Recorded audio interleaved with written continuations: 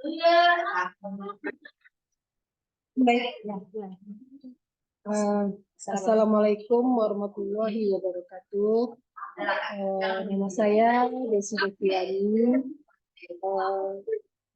jurusan kelas 15B, jurusan manajemen, magister manajemen. Baiklah, di sini saya akan menjelaskan tentang kasus manajemen keuangan bisnis.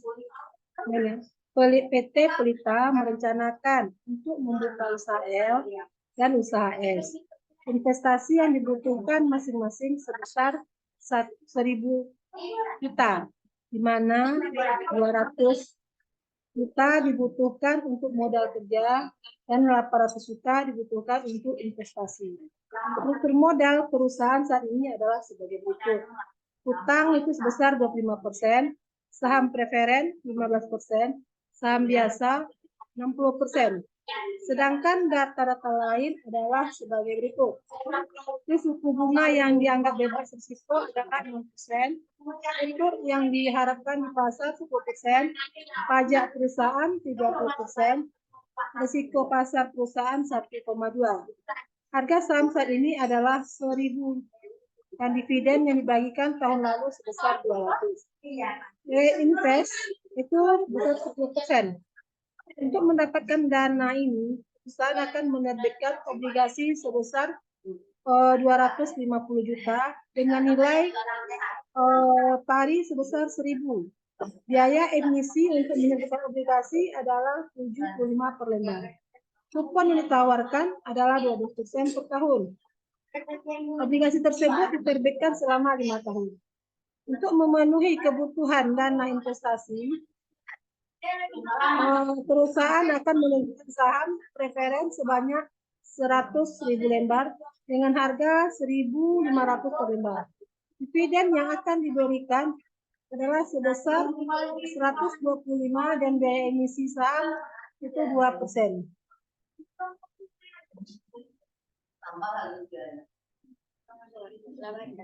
Laba ditahan perusahaan yang bisa dimanfaatkan untuk laba perusahaan yang bisa dimanfaatkan untuk mendanai investasi adalah sebesar 300 juta. Sisanya dipenuhi dengan menerbitkan saham baru, di mana biaya emisi saham itu ada 2%. Di mana di sini ada tabel kita, yaitu dengan investasi sebesar 1.000 juta yang diharapkan akan diperoleh cash inflow sebagai berikut. Itu ada tahun pertama sampai tahun kelima. Di sini kita juga ada dua usaha L dan usaha S. Saudara diminta untuk menghitung apakah usaha L tersebut layak dijalankan oleh perusahaan atau usaha S. Gunakan analisa dengan payback atau diskon faktor, NPV, IRR, dan NIRR, cost software, dan analisa risiko. Bagaimana kemungkinan untuk dilakukan portofolio? Jelaskan analisanya.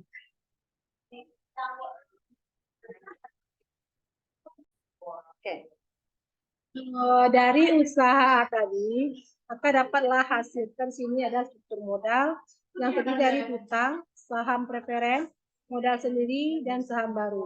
Di mana di dalam tabel tadi ada terdiri dananya 250, 150, 300, dan 300. Komposisi kita yaitu pada utang 25%, saham preferen 15%, dan modal sendiri 30%, saham baru 30%. Sedangkan cost-nya 9,94%, 8,50%, 10,80%, dan 11,02%. Sedangkan COC pada hutang itu 2,484%, dan saham preferen 1,276%, modal sendiri 3,24%, dan saham baru 3,306%. Jadi total dari seluruh dana itu ada 1.000 dan komposisi 100%. Kemudian pada COC 10,306%.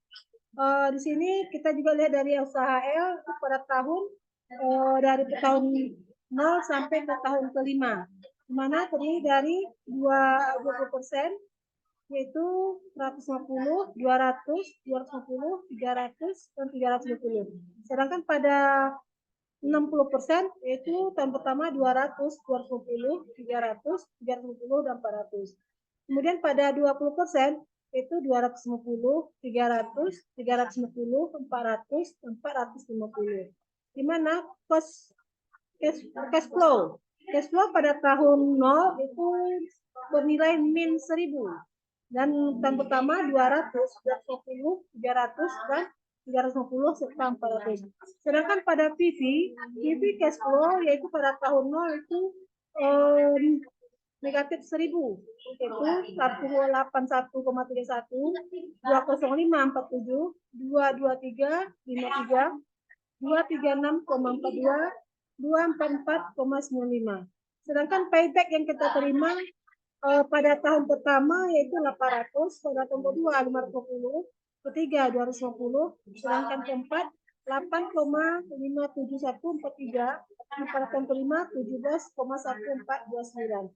Dan pada pay discount itu 818, 68576, 613, 21794, 389, 69248, 153, 27713, 7,5091203, 15,2730608. Dan variannya masing-masing setiap tahun itu variannya ketetapannya 1000.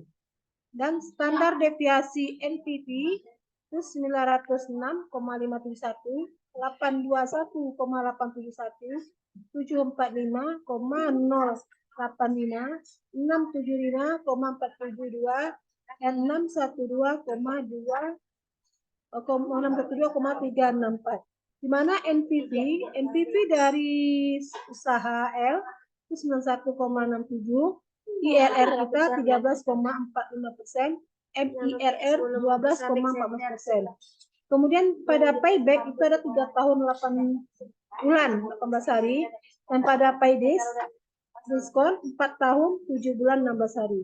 Dan variasi 3.761,36, standar deviasi kita 61,36, dan Z negatif 1,4947. Kemudian probability terjadi rugi yaitu 6,750%. Sekian, terima kasih paparan dari manajemen keuangan saya hari ini. Terima kasih. Assalamualaikum warahmatullahi wabarakatuh.